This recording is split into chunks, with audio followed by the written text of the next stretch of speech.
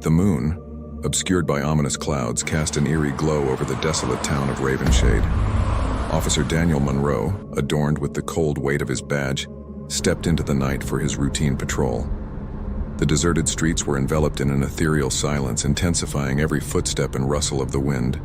Little did Officer Monroe know, this night held secrets that would catapult him into the supernatural abyss. Navigating the dimly lit alleyways, an unexplainable chill settled in the air, a foreshadowing of the spectral events about to unfold. Faint whispers, akin to the distant murmur of restless spirits, began to permeate the stillness. Initially dismissed as mere products of an overactive imagination, Officer Monroe hastened his pace, attempting to elude the disconcerting undertones infiltrating the town's quiet facade. Yet, the whispers persisted, evolving into unsettling susurrations that clawed at the edges of Officer Monroe's consciousness. A fleeting shadowy figure danced in and out of his flashlight's beam, toying with his senses through its elusiveness. The whispers intensified, now laden with a malevolence that sent shivers down his spine, ghostly fingers trailing down his back. Compelled by an inexplicable force, Officer Monroe found himself standing before the imposing Ravenshade Psychiatric Institute, a long-forgotten monument to the town's buried horrors. The dilapidated facade loomed ominously, its very structure a testament to the passage of time and the sinister secrets it held. The whispers, now a cacophony of spectral voices, guided him towards the asylum's decrepit entrance, an unseen hand leading him toward an unavoidable reckoning. Crossing the threshold, the air within the asylum thickened with a palpable malevolence.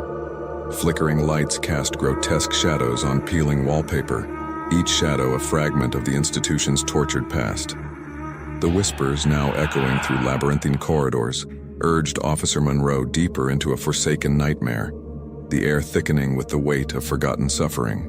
Descending a narrow staircase, the temperature plummeted, and the oppressive darkness seemed to pulse with unseen malevolence.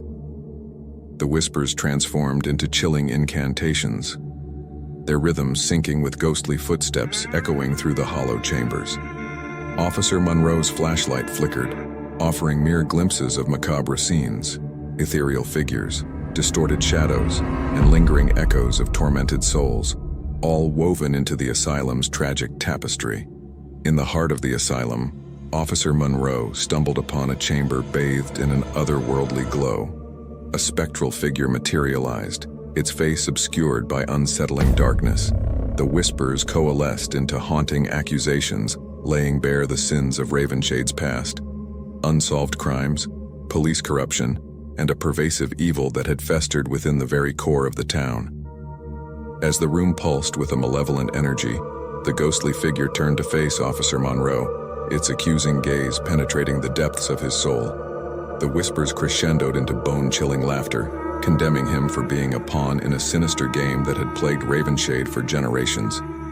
Haunted by the weight of revelations, Officer Monroe stumbled out of the asylum, the whispers lingering in his mind like an indelible stain.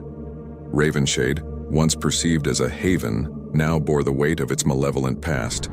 The sins of the town had awakened, casting a spectral pall over its forsaken streets.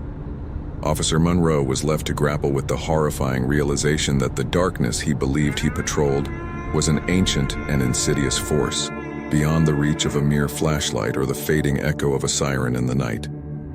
The echoes of desolation had etched themselves into the very fabric of Ravenshade, and Officer Monroe was forever changed by the supernatural ordeal that unfolded under the moon's ominous glow.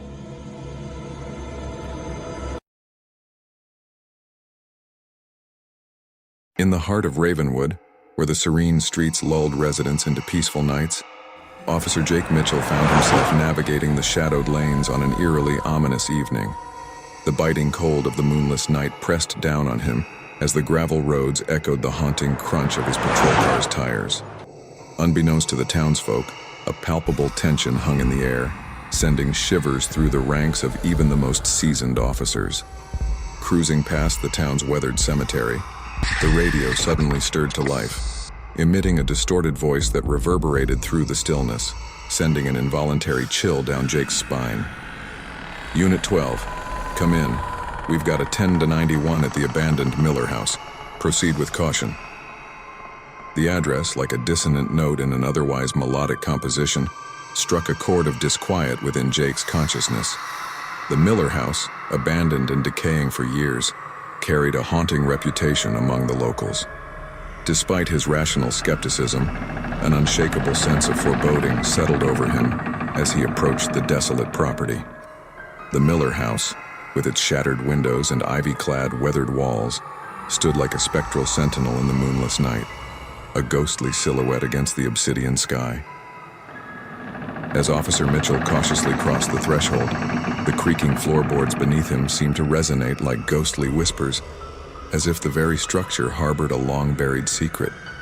The air, thick with the stifling stench of decay, clung to his senses, making each breath a laborious struggle against an unseen force. With only the flickering beam of his flashlight to pierce the impenetrable darkness, Jake delved into the desolation within the house's walls. A faint whisper, ethereal yet persistent, sent electric shivers down his spine. Get out. Get out. Ignoring the primal urge to flee, he pressed forward, resolute in his determination to unveil the origin of the otherworldly sound that echoed through the desolate corridors. Descending into the basement, the temperature plummeted, and the oppressive darkness closed in like an intangible vice. The narrow beam of Jake's flashlight unveiled disturbing drawings on the walls, sinister symbols and unsettling scenes that hinted at a narrative beyond the grasp of reason. Each step further into the abyss felt like a descent into the unfathomable depths of madness. In the dim light, Officer Mitchell stumbled upon a concealed entrance behind a warped bookshelf, revealing a hidden chamber saturated with an air of malevolence. Within, old and tattered journals lay scattered, filled with cryptic writings and disturbing sketches that hinted at unholy rituals and ancient pacts.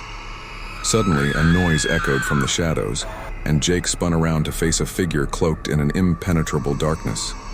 The figure's eyes glowed with an unnatural luminescence, and a malevolent smile contorted its face.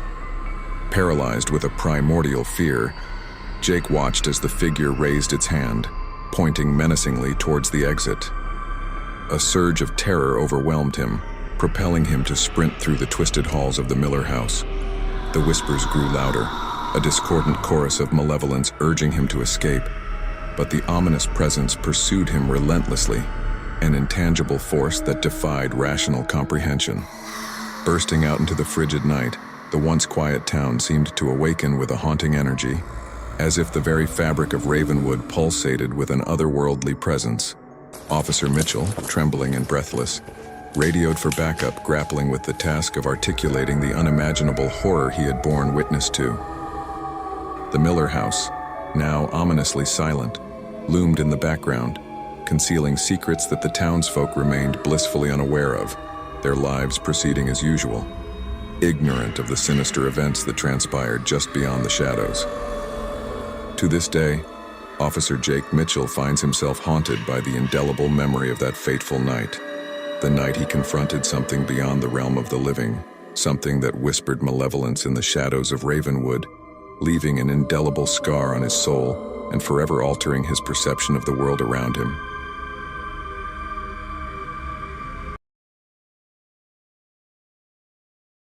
As Officer Sarah Reynolds patrolled the outskirts of the small town of Eldridge, a place where the quiet streets lulled residents into an illusion of serenity, she was no stranger to the dangers that lurked in the desolate night. However, nothing in her seasoned career could have prepared her for the chilling events that unfolded on a particularly ominous evening. It was well past midnight, and Eldridge lay shrouded in an uneasy quiet. Sarah's police cruiser glided through the empty streets, its tires crunching on the gravel roads, creating an unsettling symphony in the stillness. A mysterious call disrupted the silence, crackling through her radio with a static-filled voice that sent a shiver down her spine. Unit 9, respond to the abandoned asylum on Willow Street. We've got reports of strange occurrences. Proceed with extreme caution. Willow Street, a name that invoked a sense of foreboding in the locals, was home to the abandoned asylum, a decaying relic of Eldridge's dark past that carried with it whispers of haunting tales. As Sarah approached the asylum, It emerged from the shadows like a malevolent specter.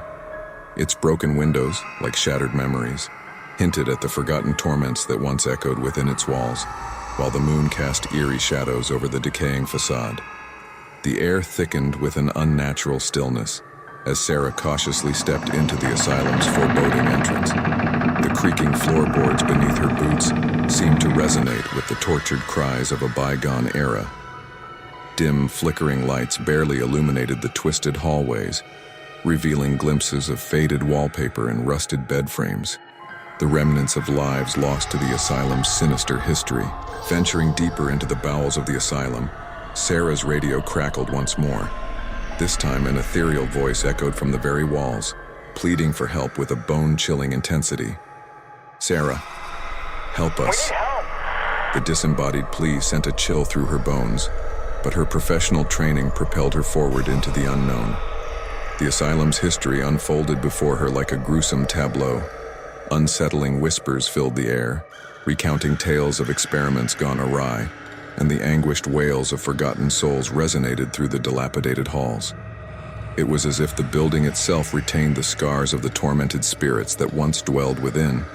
In the heart of the asylum, Sarah stumbled upon a cryptic symbol painted in blood on the floor. The air grew colder and a shadowy figure materialized before her. Its eyes gleamed with a malevolent intensity, and a haunting voice echoed in her mind, "You shouldn't have come." Terrified but resolute, Sarah drew her weapon, her hands trembling as she faced the unseen force. Unearthly whispers surrounded her, drowning out the rational voice that urged her to flee. Suddenly, the apparitions materialized, phantoms of the asylum's dark past, their ghastly faces contorted in agony. As the spectral figures closed in, Sarah's radio emitted a deafening screech and the lights flickered out, plunging her into a suffocating darkness. The tormented spirits whispered promises of release, enticing her to join them in the eternal night. Desperation and fear gripped her heart as she fought to escape the clutches of the unseen entities. Just as Sarah felt her sanity slipping away, a distant siren pierced the darkness. Backup had arrived. The apparitions recoiled, fading into the shadows, leaving Sarah gasping for breath in the pitch-black asylum. The building itself seemed to exhale a sigh of release, as if the malevolent force had been temporarily quelled. When her fellow officers found her, Officer Sarah Reynolds was huddled in the asylum's desolate corridors, haunted by the echoes of the unseen. Eldridge, forever changed, now carried the weight of a horror that lurked beyond the veil of the abandoned asylum. A chilling reminder that some mysteries are better left undisturbed, for in the shadows lies a darkness that can consume even the bravest souls.